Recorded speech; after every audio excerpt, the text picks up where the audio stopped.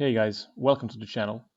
So we have a picture here which in real life it's much more vibrant.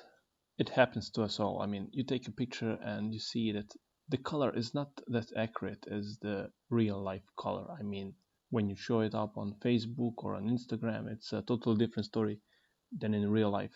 So we have a simple solution how to fix it. But first of all, you need to know if you can just drag from a folder, just drag it to Photoshop, and then you can go to a filter, camera raw filter. So you'll see a window here, which it is by default on the basic. First thing we should do is the temperature of the picture. We can just light it up a little bit. It gives it a little like a yellow color, more happy color if you will. Exposure minus, let's say, 0.50. Contrast. See, the bigger the contrast, for me personally, it's better. It gives it a more higher quality. And lower the shadows.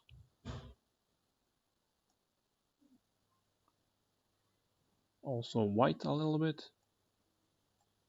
Lower the black. And a little bit vibrant colors. So just to give it that real life feeling, the real colors, how they actually are in real life. And clarity, as you can see, if you put it on max, you can see the difference.